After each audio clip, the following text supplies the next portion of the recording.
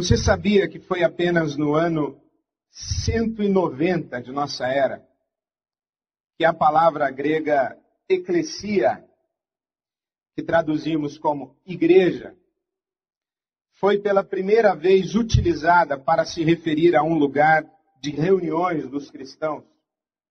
Sabia também que esse lugar de reuniões dos cristãos era uma casa e não um templo, já que os templos cristãos surgiram apenas no século IV, após a conversão ou pseudo-conversão do imperador Constantino? Você sabia que os cristãos não chamavam os seus lugares de reuniões de templos até pelo menos o século V? Vou repetir a pergunta. Você sabia que os cristãos não chamavam seus lugares de reuniões de templos até pelo menos o século V?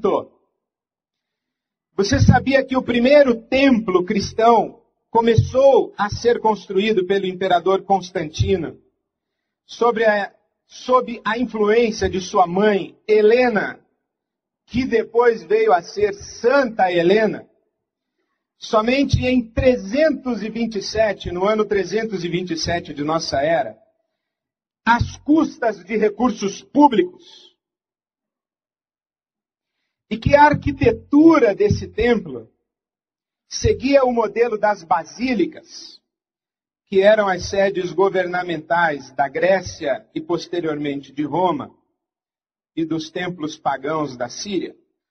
Você sabia que as basílicas cristãs foram construídas com uma plataforma elevada acima do nível da congregação? Por exemplo, isso aqui, essa plataforma elevada acima do nível da congregação. E nessa plataforma figurava o altar. E à frente do altar, a cadeira do bispo. E a cadeira do bispo era chamada de cátedra. Você sabia que o termo ex-cátedra significa desde o trono, numa alusão ao trono do juiz romano? E por conseguinte, o trono ou a cadeira do bispo era o lugar mais privilegiado e honroso do templo. Você sabia que o bispo pregava sentado? Porque ele falava ex-cátedra. Ele falava sentado no trono. Ele pregava sentado e posicionado de tal maneira que o sol refletia em sua face, porque Constantino, o imperador, mesmo depois de sua conversão ou pseudo-conversão ao cristianismo, jamais deixou de ser um adorador do Deus Sol.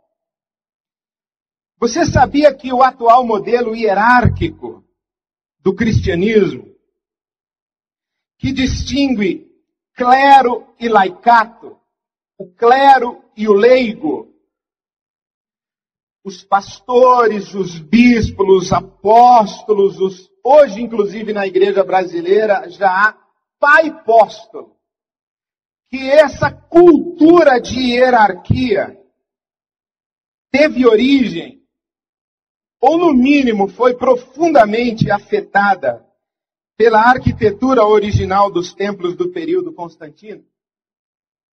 Ora, é evidente.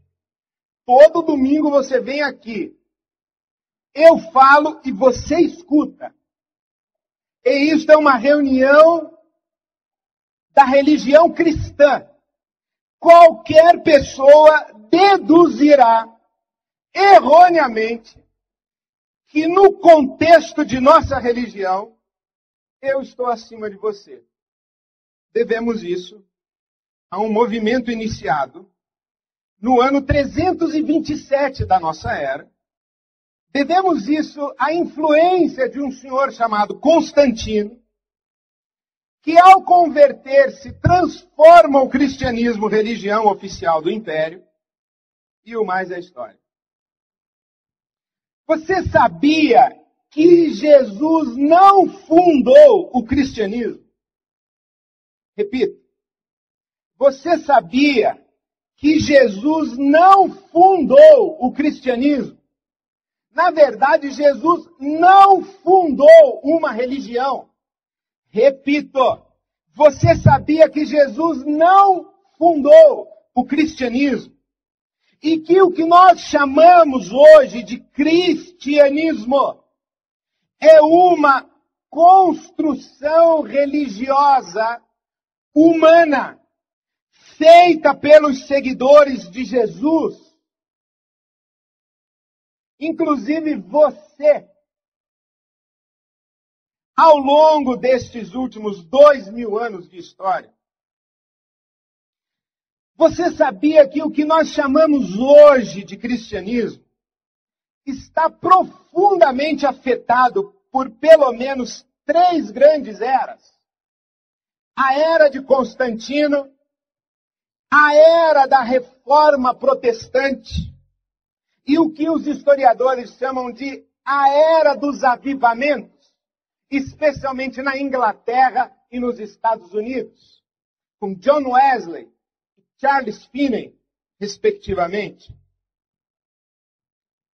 Você sabia que é praticamente impossível saber a distância que existe entre o que Jesus tinha em mente quando declarou: eu edificarei a minha igreja, e o que temos hoje como cristianismo católico romano, protestante, ortodoxo, pentecostal, neopentecostal, pseudo-pentecostal,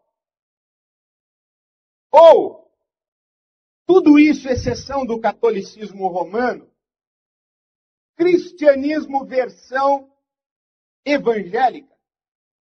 Isto é, ou repito, você sabia que é praticamente impossível identificar a distância que existe entre o que Jesus idealizou, imaginou originariamente, e aquilo que depois de quase 2000 anos chama-se cristianismo. Nesse emaranhado de coisas que eu também não sabia,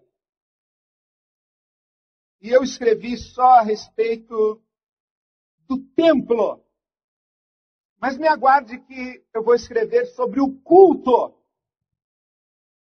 Culto. Você não imagina de onde vem essa palavrinha, culto.